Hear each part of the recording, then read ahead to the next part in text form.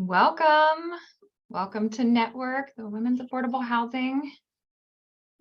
We have an awesome hour to spend with you today. So we are going to give it a few minutes. Obviously, it's a few minutes till noon, and we have 80 some people that registered. And so we do want to try to get, a mass amount of them, hopefully, before we totally get started.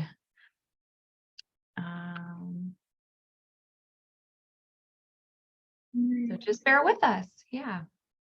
Sarah, do you want to go ahead and throw up your presentation, and then that way they'll have something to look at, because I was behind on my my marketing. Sure. Thank you. And thank you. Oh, oops.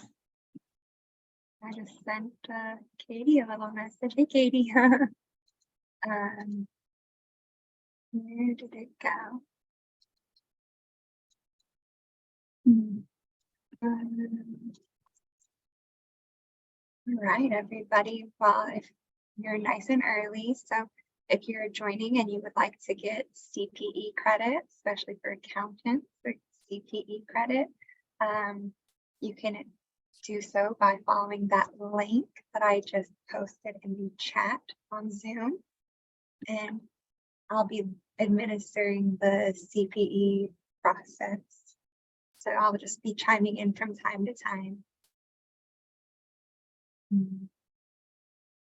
Yeah, welcome. You're joining us.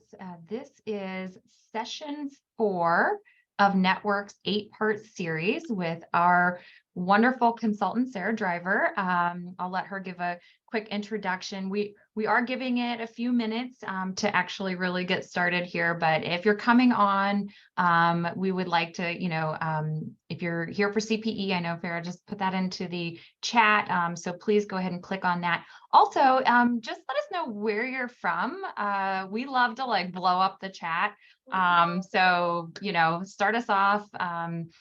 We hope that the chat is like a place of engagement.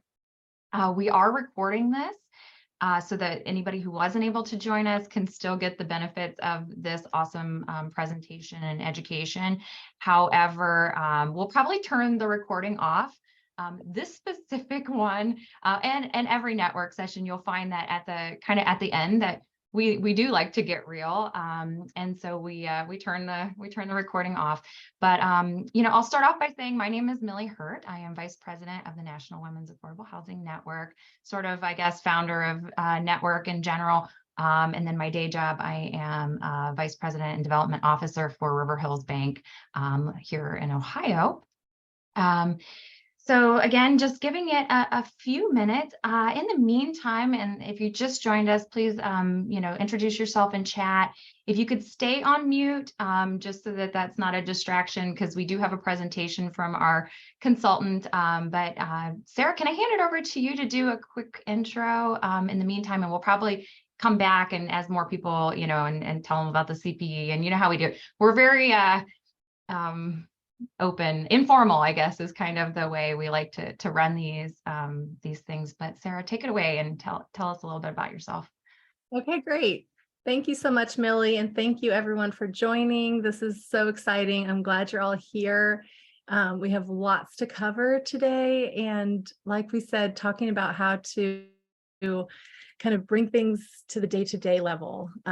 So often we kind of have these approaches where it's like, we'll try a training here and a training there, but without getting into what's really going to provide those meaningful, substantive, long-term shifts beyond kind of the pink washing that we have sometimes seen. I know that we're all ready to see real change, and I want to help you drive that change, and then also to advocate for buy-in at higher levels to have an, commitment from the top down to the changes that we need to see on all levels.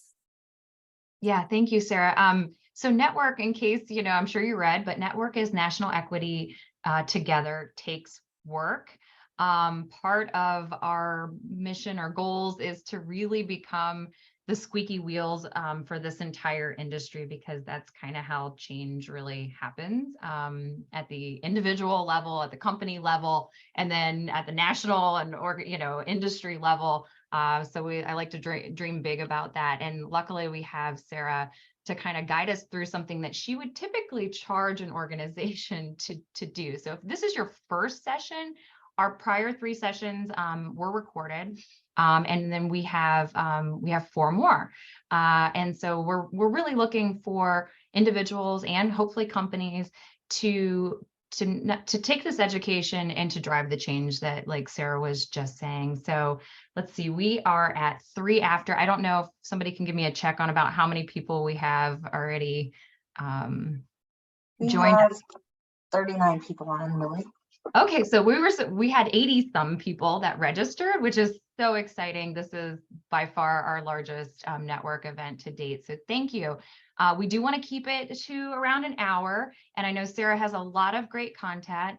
It is being recorded, and we are offering CPE credits, and that is all thanks to the Tidwell Group and their generous donation. But I would be remiss if I didn't mention that, WAN, Women's Affordable Housing Network, couldn't, possibly do all that we're doing for our members without all of the generous sponsors that we have out there. And hopefully I'll be able to throw a list of those up towards the end. But I just wanted to say that we really appreciate that. So Farah, do you need to make any announcements for CPE real quick before we kind of really get started? Yeah, thanks, Millie. Hi, everybody. I'm Farah. I'm with Tidwell Group, and I'm an office manager here, but I'm going to be overseeing the engagement of the session to issue the certificates of attendance for CPE. We follow a guideline of 3 questions per 50 minutes of training, and we use a web-based software called Conference.io, so you'll see me keep posting a link over and over. And just follow that link, enter your name and your email address, and then you'll see a screen with the title of today's training that you can click on. Then I'll release polling questions every so often. It'll be really fun. Sarah's got some great stuff prepared for us, so I'm excited to get through this presentation. And you just have to answer the question. It doesn't have to be correct in any way. We just want to see you following along. And at the very end, you'll get an evaluation. So go ahead and fill out the evaluation. That helps us give our feedback to our instructors and really make this a shared feedback experience for everyone. And then after filling out that evaluation, we'll issue your certificate of attendance, usually within a couple of days. So thank you guys so much for joining, and we're looking forward to what Sarah has for us today. All right. And light up the chat. We really do want engagement in the chat. So if you have questions, we'll be monitoring that. Sarah, I'll pitch those to you maybe throughout. And then, so take it away. And thank you. Wonderful. Thank you so much for being here, everybody. We are just thrilled about the number of people who are taking time to learn more about this. So like I said a few minutes ago, we're here to really dig into how can we make the work of gender equality practical? How can we make the changes that are really going to shift things in a meaningful way for the long term? My name is Sarah Driver, and I run Driver Consulting, which is a strategic consulting firm focused on helping companies access the benefits of gender equality in the workplace. And I love doing assessments with companies, providing strategic roadmaps for those who are wanting to take those steps. And I'm going to give you a preview of a big part of that process of what I go through so that you can do some of that internally with your own company. And I also love working one-on-one with companies. So if that's something you're interested in, please reach out. So this is the 4th workshop, as Millie said. We're on a roll. So far, we've talked about the business case for gender equality and the gains in productivity, the gains in resilience, the gains in creativity that come from having gender balanced teams that are upheld and promoted by practices and policies of gender equality within our teams and departments. So we've talked about how teams are considered gender balanced and they're accessing these benefits when we get to like 30% threshold. So we call that the magic number. And when we get to that level, we start to see things really take off. So it's not just, your token man on a team or your token woman on a team, but you've got to have a good size number where it really is able to access those benefits. So last time we talked about bias and undoing some of our biases and recognizing those. This week, we're getting even more practical and looking at how to drive change and then make the case for investment and, giving some hard data, pulling some information out that can help us make the case and say, we need to be taking this seriously, and here's why, and here's how. So we're going to start off with our first CPE question. As Millie said, as we go along, please feel free to raise questions, throw them in the chat. We have it up, so we'll see the questions, and when we get to a good stopping place, we can answer those. And then, as Millie said, we will have a big question and answer time at the end, but we'll first start with our first CPE question.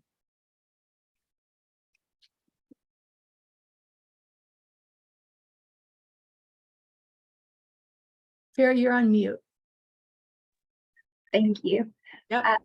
The first poll question is open, and it's a multiple choice question. Have you ever been part of making a positive change related to gender equality in your company, even in a small way?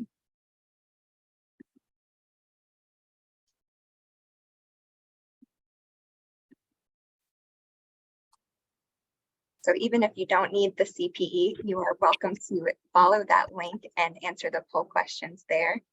And we'll get some cool graphics that I might be able to share here. And I'm curious, Sarah, what would you consider a small way versus like a big way, just while we're waiting for some of the responses? Yeah, so I think there, I'm just thinking of, have you, sometimes there are policy changes and kind of system changes, and some of those can be small tweaks that make a big difference. But then there's even within our individual ways of conducting ourselves, ways of asking questions, ways of conducting our work. Those little tweaks on an individual level can have such a big impact too. So I think either of those ways is kind of what I had in mind.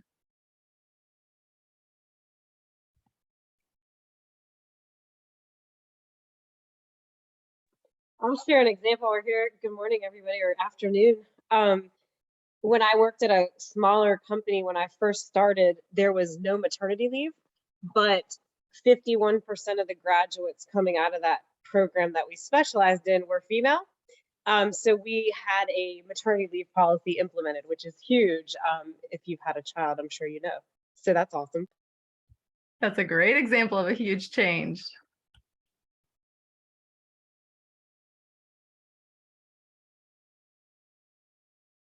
Wonderful. Well, is it okay to move on, Farah? Do we need to close it out?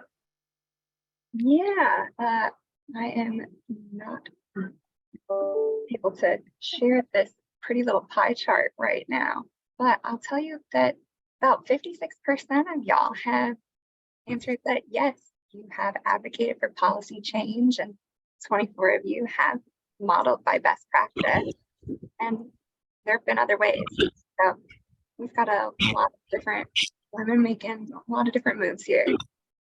Oh, that's fantastic. We will definitely love to pull from your experience as we go through and talk about what was effective in advocating for those changes, what difference you've seen from them, what the particulars were, and how you chose, those particular things to advocate for. So thank you so much. I look forward to hearing more. So we want to dive in. As we said, we know there's incredible benefits to gender equality in the workplace. We know that most companies aren't there yet. This is not just your company. This is something that we're all kind of working on together. There are barriers in place that we need to eliminate. There are things we need to put in place to be able to move forward. So, there's all these kind of things that we know are out there, but sometimes we don't know exactly what they are or how to know which ones are the best fit for where we're at with our company and its development. So like I said, one of the traps for companies is thinking that a training can get us there, or a series of trainings. We love trainings. That's what we're doing right now. But it takes the implementation of the ideas in the trainings, of course, to really be making the difference. And one of the kind of bummers about trainings that we talked about last time is that they can actually make biases worse. But when there are trainings that are effective, even then they're only one piece of the puzzle. So they are critical, but it's just not the full picture of how we're going to get to where we need to be to access those benefits. Okay, so today we're going to talk about 3 big realms of how we can take stock, how we can use that data that we collect to advocate for change. The first one is taking stock on where we are vis-a-vis the 30% threshold. So run the numbers, just see where are we and where are we falling short. Number 2 is stepping up our policies and practices. So benchmark against the international best practices to make things as fair as possible across the board when it comes to management practices, HR policies, all of that. There's so many best practices out there, and some of them are really small tweaks that can make a big difference. The third piece is evaluating, taking stock of our workplace culture. So how can we find out what the gaps are for men and women and how comfortable people feel in your company and how comfortable they feel to share their input, how comfortable they feel sharing their feedback, their ideas. Obviously, all of those are critical for the success of our companies.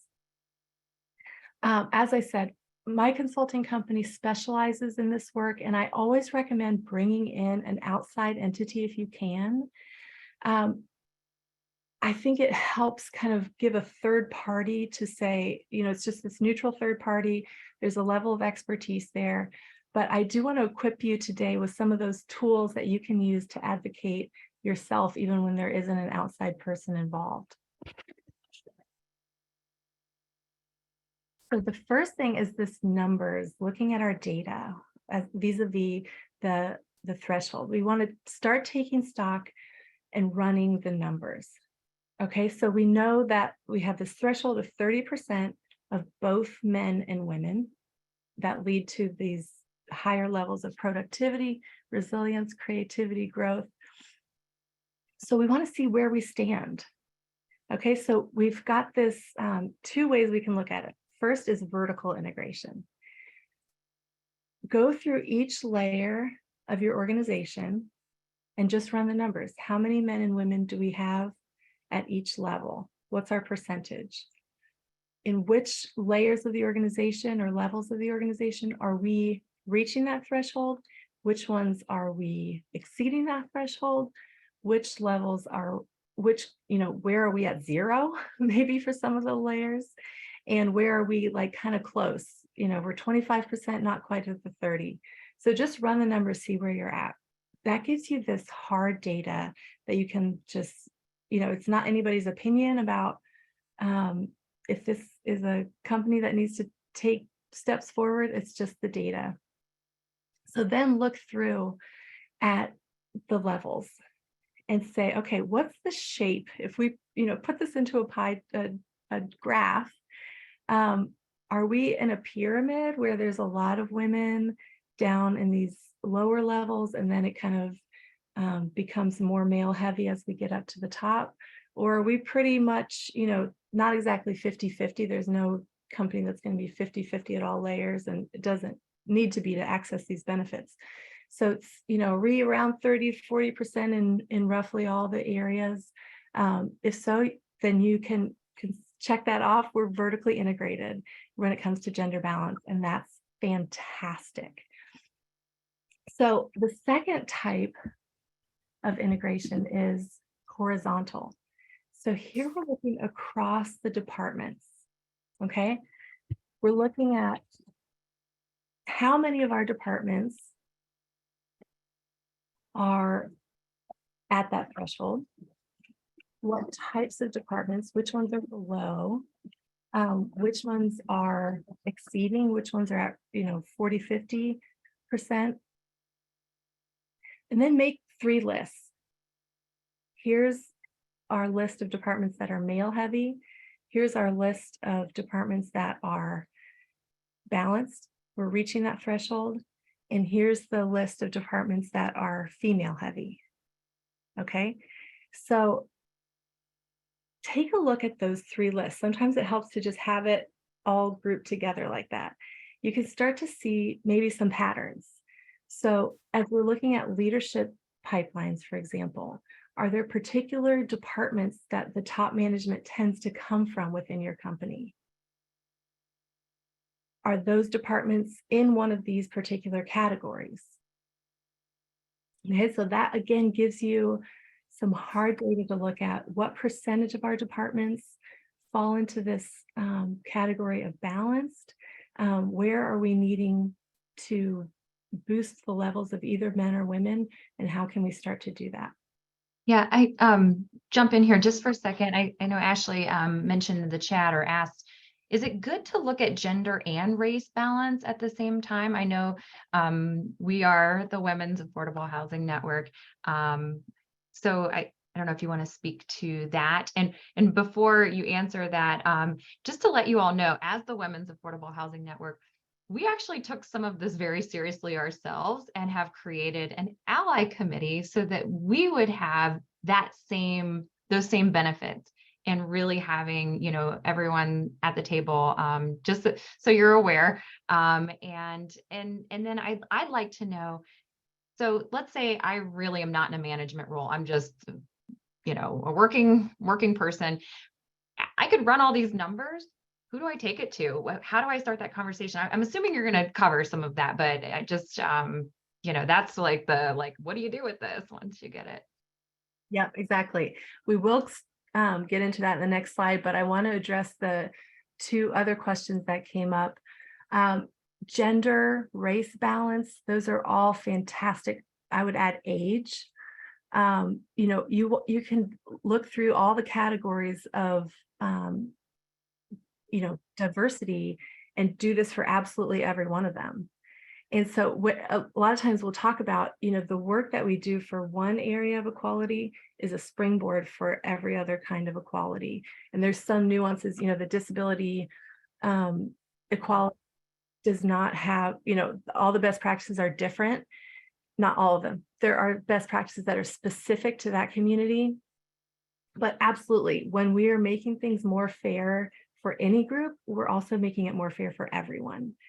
And so, yeah, that's so you can run these numbers so many different ways, and it can show you, okay, we're good on women in this department, but not in this other area. And so, yeah, that's a great idea of how to use this as a springboard for some of those other groups. Kelly says, do you have recommendations specifically for small companies? So in a second, our CEU question is going to be, is your department balanced? Yes, no, or I'm the only person in my department, so there is no. And that's the reality for small entities, for small companies. So then you have to kind of find different ways to slice it in ways that can be meaningful for the size of your company. So then maybe horizontal doesn't make that much sense, but you look at pipelines and leadership and, kind of focus on the vertical. Okay, great question. So what do we do with these data?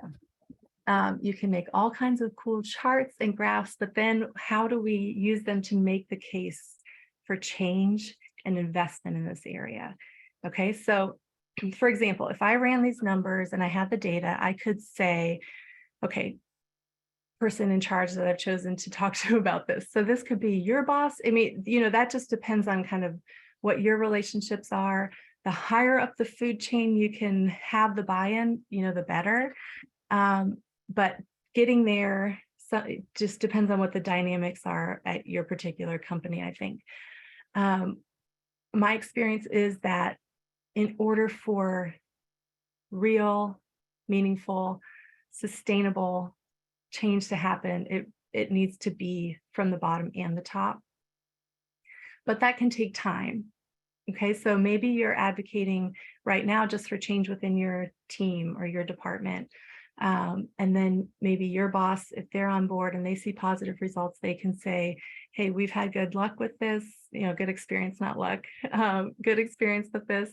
And so we would recommend this as a best practice to be taken on at higher levels. And those can just be part of ongoing conversations too. But for example, in terms of what to say and the case to make, we could say, we know from this data, and you can bring the McKinsey reports and whatever to say, here are the benefits that we can access when our teams are at least 30 to 40%, and our levels of the company are at least 30 to 40% of both men and women. And right now, only 25% of our teams across the company are meeting this threshold. So we know we're leaving a lot of growth and creativity on the table. We know that levels of equality are major factors and considerations for people, new hires and talent who are coming into companies. They look for this. And so we need to bring in some outside experts, or we need to hire someone with this expertise to help us move this issue forward, because we as a whole company are just leaving a lot on the table with this. I want to just, as a bracketed comment, beware of saying this is an issue and we have this team of women who will help move this forward as an extra unpaid duty on top of everything else that they already do that is unpaid. So, this is the case for investment. We need not only our teams horizontally and vertically to be balanced, but also our gender equality advocacy or our gender equality committees. Those need to be gender balanced too. We need the buy-in of both men and women saying this is an issue that matters to all of us. So that's one way to approach it. We're leaving a lot on the table, and I think it would be worth bringing in some expertise so we can see how we can start to move these things forward. Would you say, Sarah, that it makes, in some cases, a company maybe can't do something about it today? They have their teams in place, they have a budget, they only have so much, but it's kind of like as you have turnover or attrition or retirements or something, that you're kind of saying, I'm hopeful that this is a way that we can approach this going forward, because, you may not be able to do anything right now, right? Is that, I'm sure you run up against that, it's like, Yeah, your numbers are not going to change the day after you start to do this work. You can't kick out half of your, hopefully you don't want to. The one caution I would give is some industries or companies are so male heavy or so female heavy that they bring in, they have a position that opens up, they bring in one woman at this level or one man at this level, and they are the only one. In those situations where it's so male heavy, in the experience I have, it's with it being more male heavy. This was an architecture firm. You really need to bring in people like 2 by 2, so that they have somebody who is, in their same situation. If you've ever been in a large group and you're the only one of whatever it is, it's really uncomfortable. And so bringing in 2 at a time, and I think that really, that would be the only caveat. But otherwise, yeah, you're just making things more fair for the people who are there, and then hoping to change the trajectory and working to change the trajectory over time. And that's another big way that we want to use the data that we're collecting. So you can go back and look at historical data and say, okay, are we at least moving in the right direction? And then you can track that data, of course, moving forward to let monitor your progress there. I will also I'm sorry, I was gonna just jump in on one other more WAN related topic is we're hoping to start tracking data at the national level so that as network progresses, as women's affordable housing progresses, that we have a needle to see if we are able to move it. So more to come on that in the future, but data is really important, and so I'm glad that we're having this because it's a good thing to, remember. It really can paint a powerful picture of, it just puts it in terms where it's not like, I think it's a problem, I think it isn't, but like, well, here's the data we have, these can be explained only one way. Question from Tanya: how do you address perceptions of qualified? Okay, so there we're getting into the real rubber meeting the road. So this we will talk extensively about in the upcoming seminars, but to briefly just say, yes, there are extreme issues. I'll read the whole question. Many men are qualified based on potential, and women are not qualified because they haven't done all of the exact job requirements. That's exactly true. The data bears that out. That's exactly what the studies say. The other side to that is women will opt themselves out if they don't meet all the must-haves or wish list, which is sometimes pretty extensive in the job posting.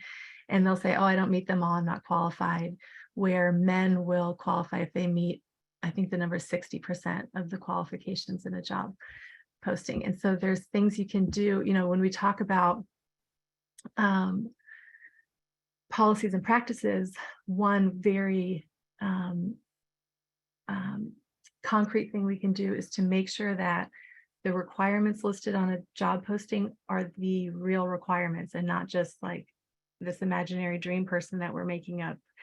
That, it'd be wonderful if this person could do every single thing, but we know that's not realistic. We will hire someone who meets these, and that can make a big difference. And then removing as much subjectivity as possible. So if you have to, for example, even just write down, I'm hiring this person instead of this person because, and you write it down, you can see, oh, I'm actually just hiring them because they're more like me, or I like them better, or I just have these guesses about how they'll do in our team.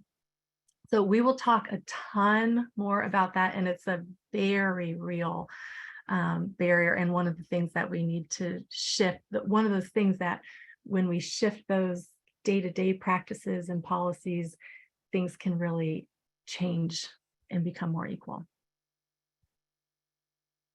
I hope you guys are enjoying the real tidbits of write this down, because you can use this, for example, writing down, why did I hire this person over that? And you have to make your own argument, because HR is not the only person hiring somebody. It really does sometimes come down to the manager or the team lead or whatever, or a group. And so, I mean, that's powerful thing to think about. Yeah. Yep. Okay, let's go to our CPE question. All right. Our second CPE question is now unlocked, and it is your department at work gender balance, meaning at least 30% men and women? So we're getting some good responses coming in right now. And if you're logged in, you'll get to see the nice little bar chart that we've got going on. And we've got a good bit of people saying that, yes, their departments are gender balanced. Mine's not, but I actually have an opposite. We have a lot more women than men. So, but yeah. That's a very real point. Really, that means you need to boost the level of men. This is not, gender equality is not just the more women, the better. It really is this complementarity, having met that threshold for both men and women. And I'm posting the results, and hopefully you guys are able to click on that and see the results for those of you maybe not participating in the CPE. But yeah, 57%, 60%, 27%, 13%, or just 1%. So, Great. and then we did have a couple of comments just before we jump to the next thing potentially. There was an example of an executive director was just hiring and then was rejecting. I think we kind of covered some of that.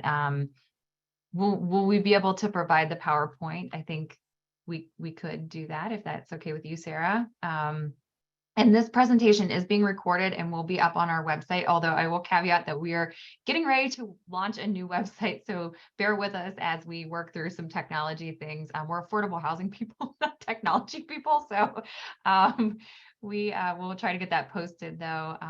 If you would like to go back or share it, to others in your company.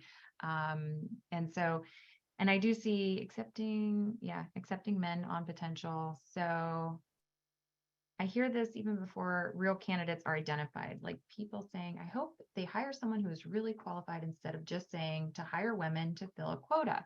And I know that we have had a little bit of this come up in prior sessions, and you said that it's going to be covered in a future session. Is that correct? More in depth? Yes, but I can just speak to it quickly just to say this is partly a communications that, obviously that means that the company is not bought in on pursuing gender equality, even if that wasn't even a factor in hiring the woman. But we really need to share the business case, get clear on the business case, communicate it widely so people know a team full of the superstars, most qualified people is less productive than a team of people who meets all the qualifications and is diverse. People know that, and they know we're doing this for the benefit of all of us in this company, our growth, our productivity, our profits. That can go a long way. And that is really important work to do in terms of shifting the culture. Okay, so next big shift or next way to take stock is looking at best practice. Okay, you can benchmark your company against all kinds of best practices that are out there. So there's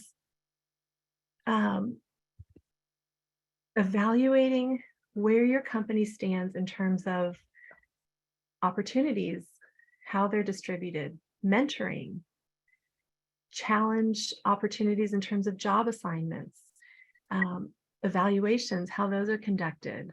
Those have a tremendous amount of subjectivity very often. And so there's very concrete things you can do to make those less subjective and more accurate, therefore. And you can find these best practices online, Lean In, Catalyst, Google Rework is another great tool that it's unbiasing through Google Rework, the unbiasing tools. And so go through your policies, benchmark them against whatever list you choose and say, okay, we've got these however many.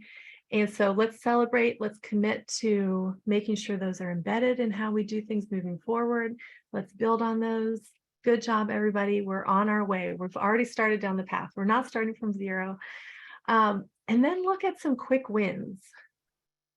Okay, there are tiny little things you can do that will make a big change and that promote gender equality, that also signal to people we're making changes because this is important to us. And we'll talk about those on the next slide. But one, and then just, pick another set that you think, okay, over the course of the next year, we want to do 3 other changes. And here's the 3 that we're going to choose. It's important to 2 things. One is you want to make sure people know this is, these are the policies and practices in place, not because anybody is trying to be discriminatory, but systems were designed for who they were designed for, and now we know how to do better. And so those are the changes that we need to make. The other thing is to set it from the beginning with the expectation that this is going to be an ongoing long-term process. Okay, we're not going to try to change everything at once. We're also not going to throw our hands up and do nothing. We're going to do one change right away. We're going to do 3 changes over the course of the next year. And then, for the next 5 years, we've got these, we want to make 2 changes each year, something like just getting it in people's mindsets that this is going to be a long-term commitment and that changes will happen in stages.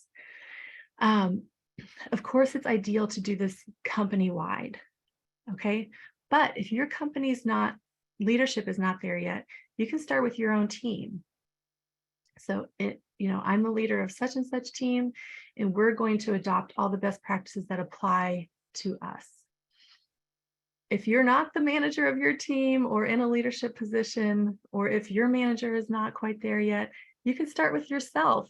Lean In has tons of best practices that you can adopt just when a colleague is interrupted. What is something that I can say? Those kind of little tweaks as we go. Yeah, that was actually, I was thinking, if you can't make organizational level changes, because that's what, we all want to oh yeah, just fix this. What can we do on the everyday is speak up, like you were just saying. But, something our ally committee pointed out is they've become very aware as men that if they're given opportunities, that they can actually give those opportunities to others.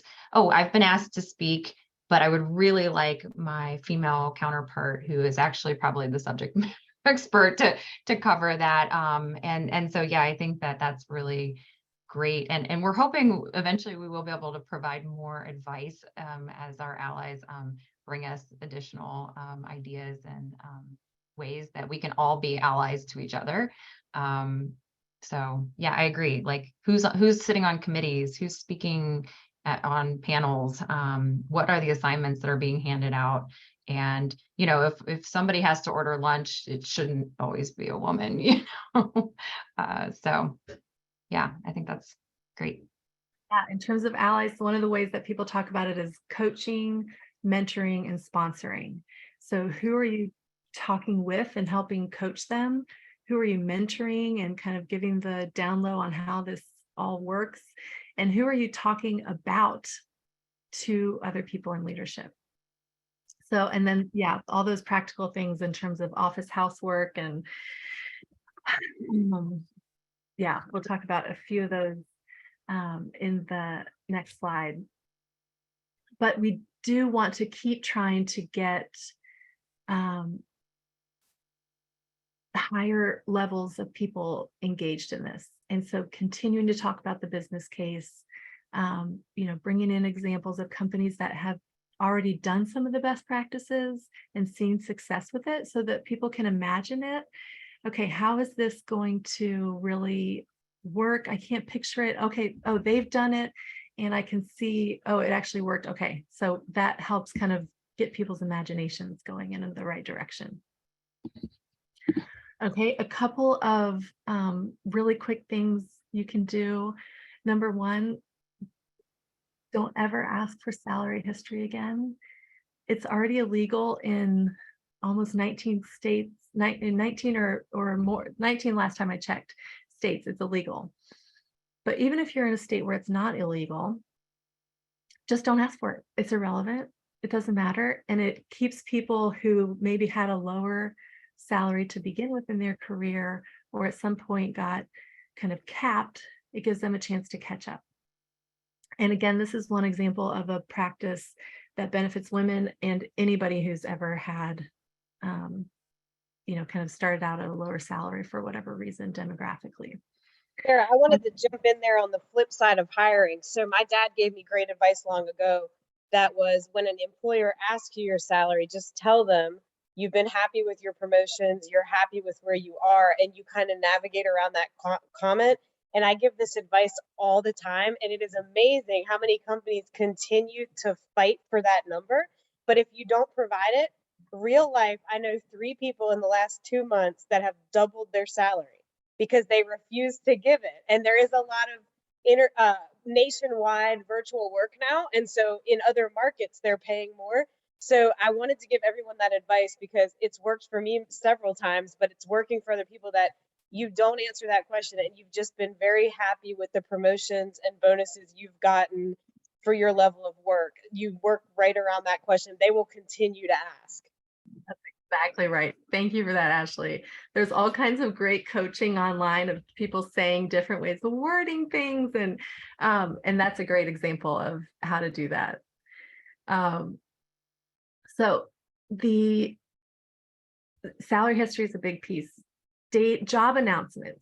The verbiage we use can be a draw more to men or women and can be a turnoff more to men and women.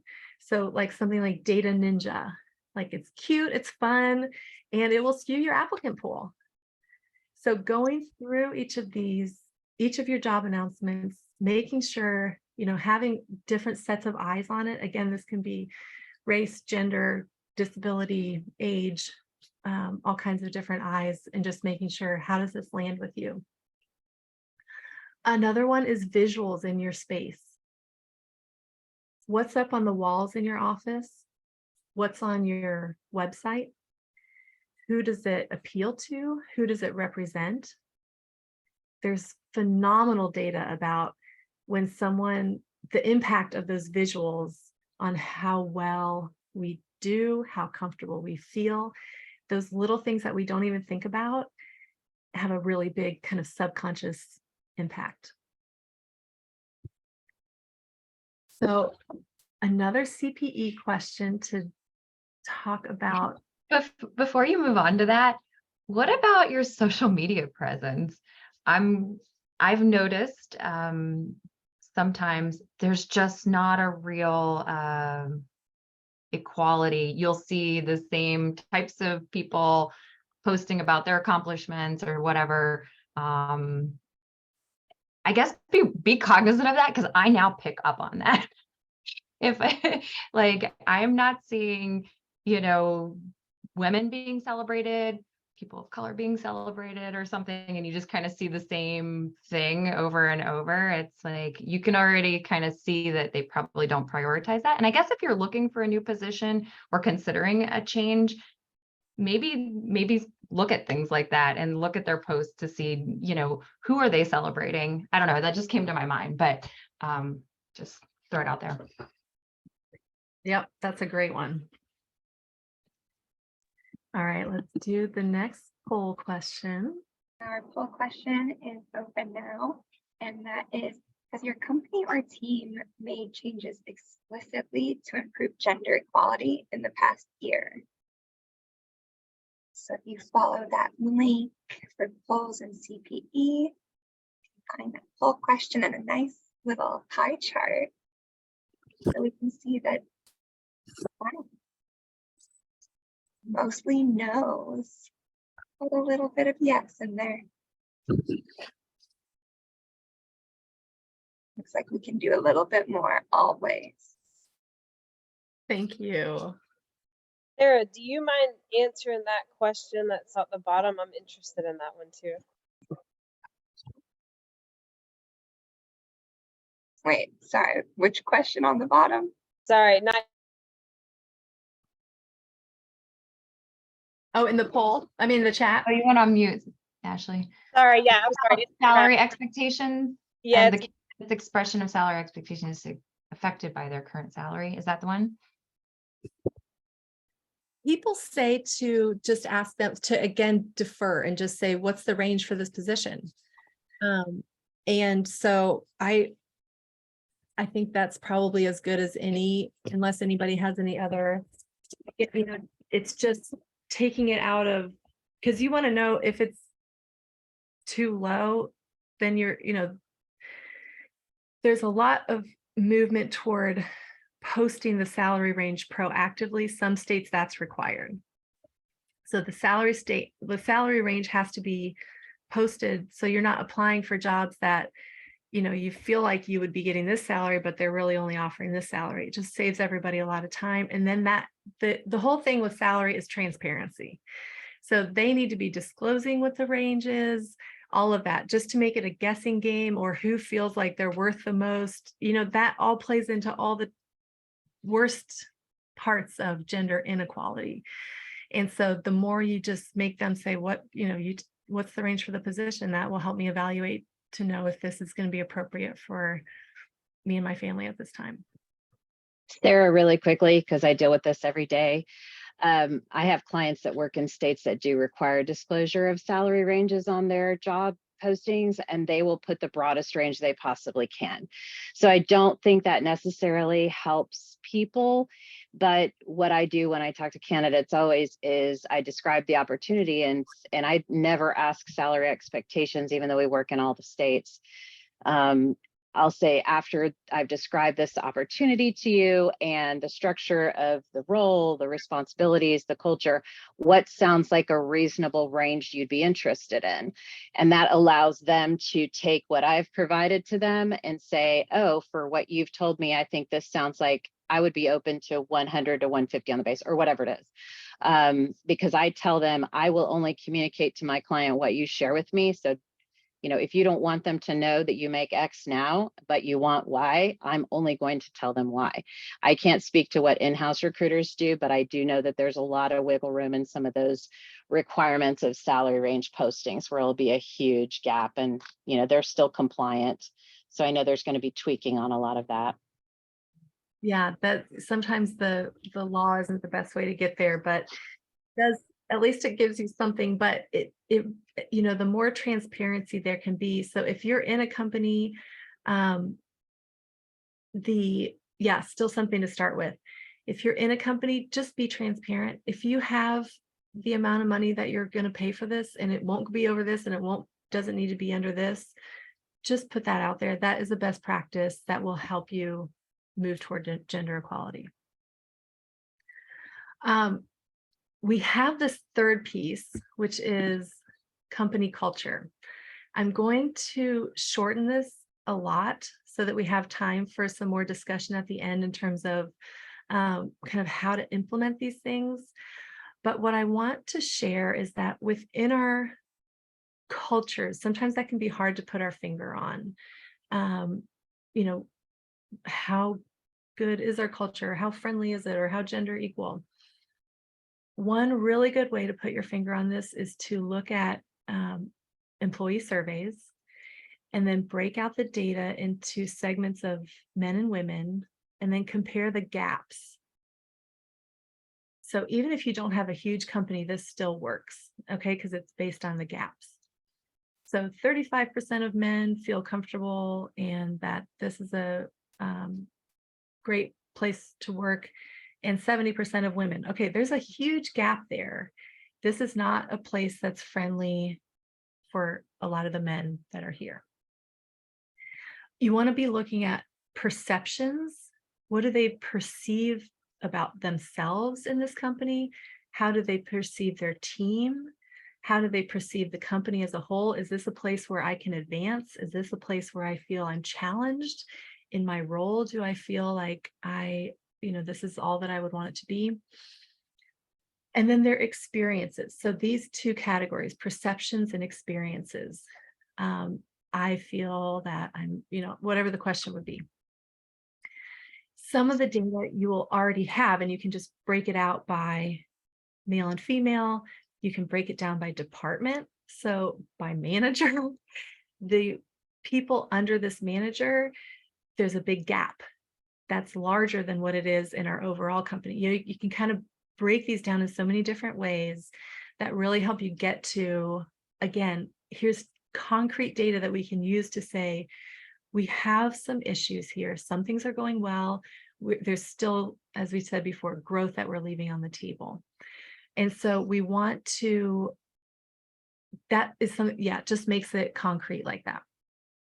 This can also, in terms of going back to what we just talked about in terms of policies and practices, pinpoint your pain points. So women are really struggling with X.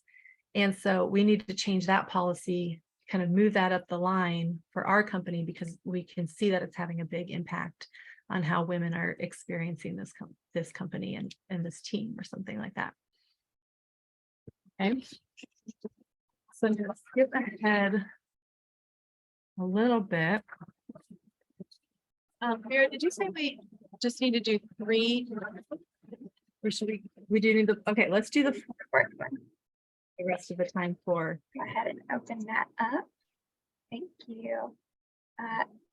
The final poll question is, does your company do an annual employment survey and segment the results by gender?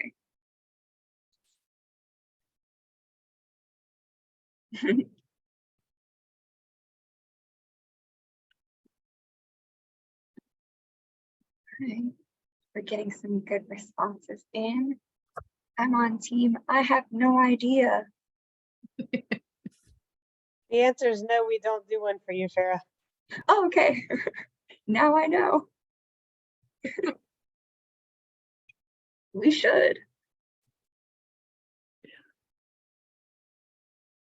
All right. Thank you guys for responding to these poll questions. And like I said, we will get some certificates of attendance emailed out to you over the next couple of days for your CPE. And thanks for responding. We really appreciate it. Thank you.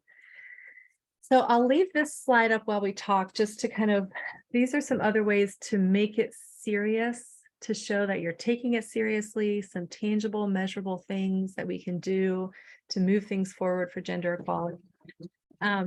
But I want to talk about, just open the floor for questions you have, observations, success stories. If you're in a company that has made significant advances toward gender equality, what was the indicator to you or the set of shifts that you feel like made the biggest difference? Or if your company hasn't started that, kind of intentionality around this topic, what do you think it would take to show, hey, we're ready to move to the next level? What kind of openness do you feel like is in your company around this? What level of knowledge do you think the benefits are known? Do you think that people are kind of have this baseline of information or not? And all of your experiences and questions. Would love to leave the last few minutes to walk through some of those together. And feel free to just shout out or to type it in the chat.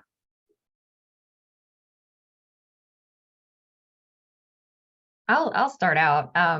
In my prior company, we have a pay equity. The city of Columbus actually had a pay equity commitment.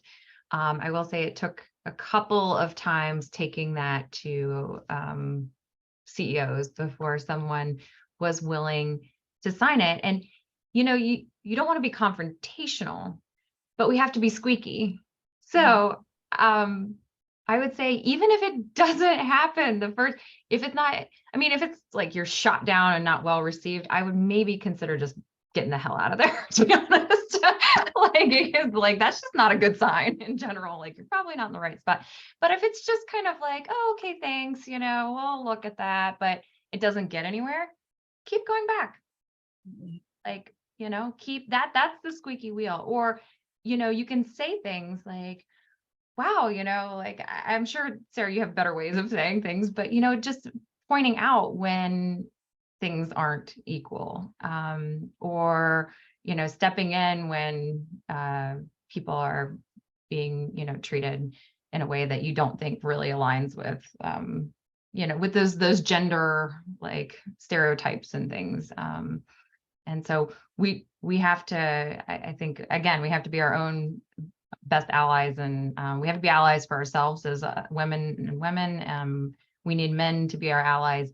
And then sometimes we just have to speak up for ourselves. And I know that's a little bit scary sometimes, to put yourself out there. You don't want to get known as like the difficult woman.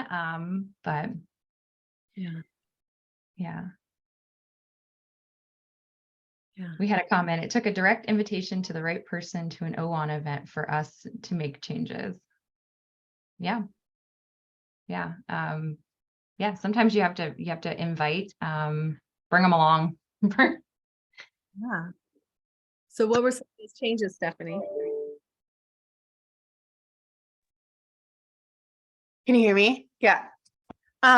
Yeah, so we, National Church Residences, did sign the Columbus Pay Equity Pledge as a direct result of me inviting the right person to an O1 event. I think, for years in our employee surveys, I and other folks have mentioned different things that are important to us. And so even recently, there's been changes to our maternity leave policy and things like that that have come out of those surveys, but also just, I think that this individual heard me say it a couple times, and then they were able to hear a third party say how wonderful a program is or a change could be. And that was maybe the catalyst for that change. So, don't just, it's you and your personal experiences, but it's also other folks. And it's Juan and your state chapters and those third party reports and things that you can bring to your team that can maybe help push them over the edge to make those changes. Yes, well done. Thanks for sharing that. Yeah. We can stop recording if anybody's just a little uncomfortable with this being, more out there in the world. So I'll stop recording. Okay. And